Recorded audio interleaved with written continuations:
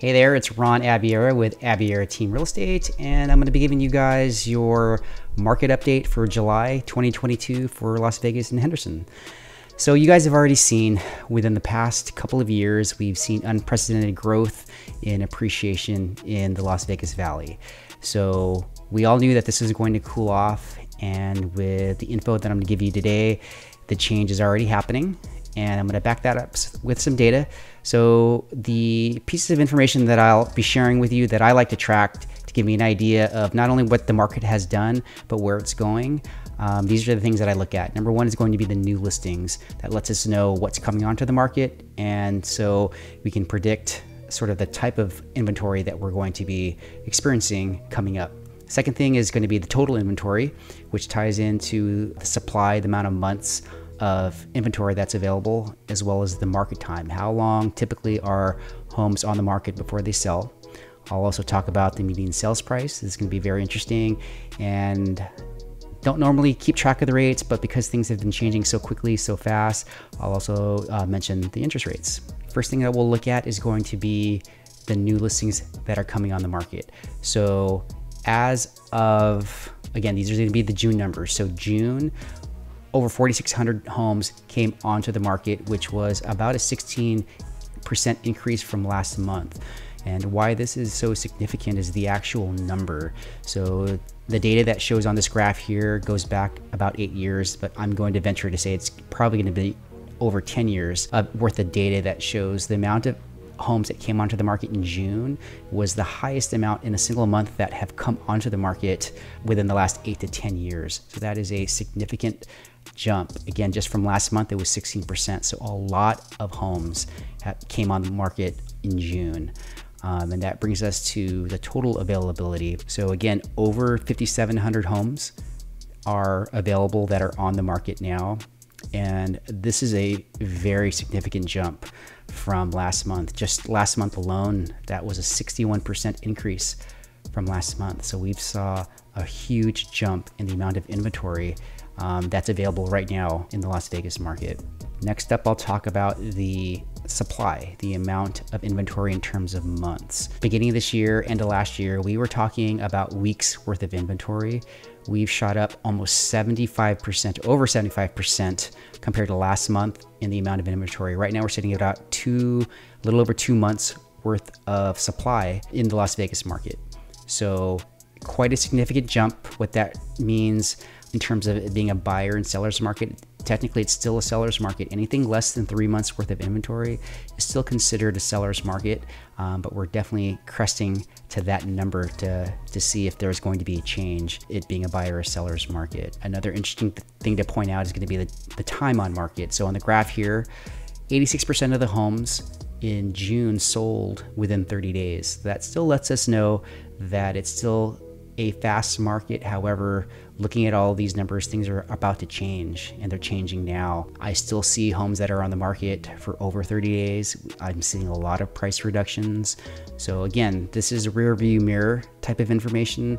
Things still sell within 30 days, but things are about to slow down based upon the amount of inventory and the new listings that came on the market. The other thing that I'll talk about is going to be the median sales price. It's been about 2 years of consecutive growth in terms of the median sales price.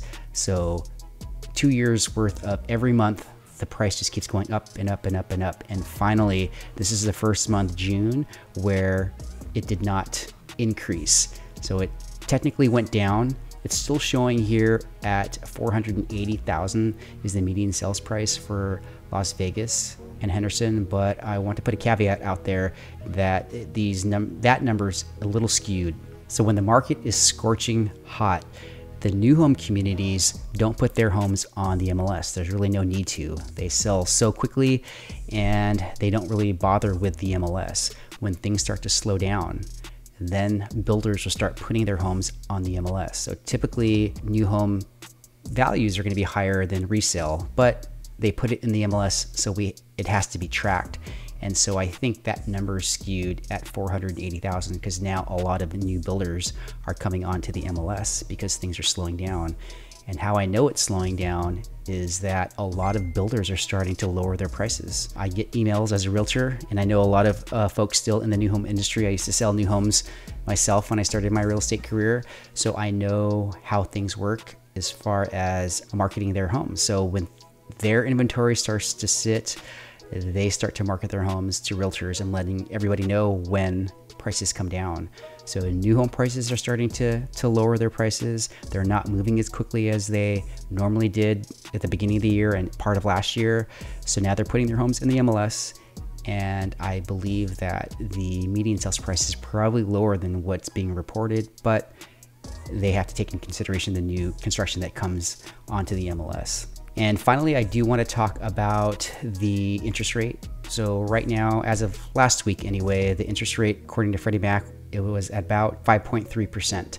So that's actually, in retrospect, kind of good news, because in June, we did see quite a spike where it was cresting on some places above 6%. So for it to come down almost a full point is actually, it's kind of good news. You know, I definitely think it's a good idea for homeowners, whether you're thinking about purchasing or not. You always have to pay attention to the interest rates, because when they do drop, you've got to know when it's time to refinance.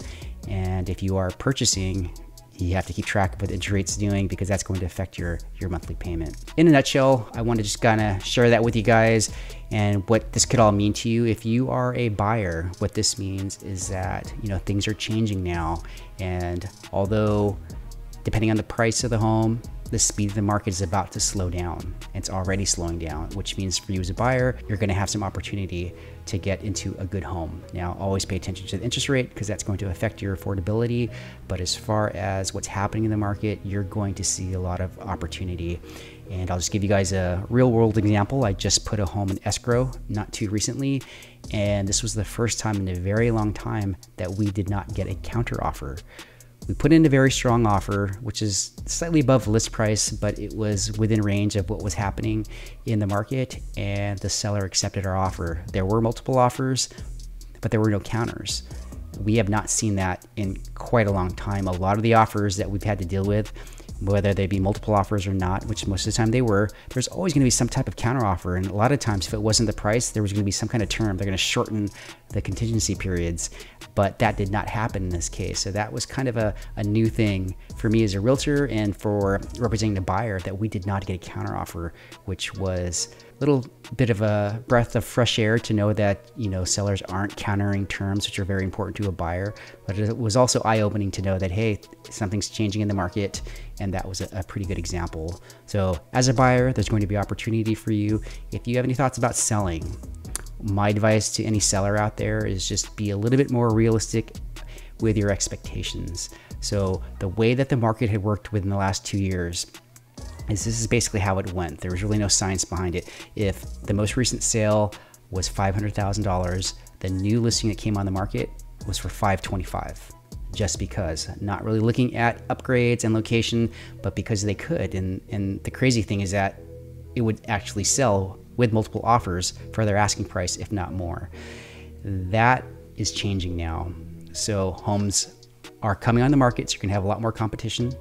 Homes are staying on the market longer, so your marketing is gonna be very, very important. And now buyers are really looking at comparable sales. So in the past, you would look at comparable sales and kind of determine your price. Now you have to look at where the market's headed, where things are staying on the market longer.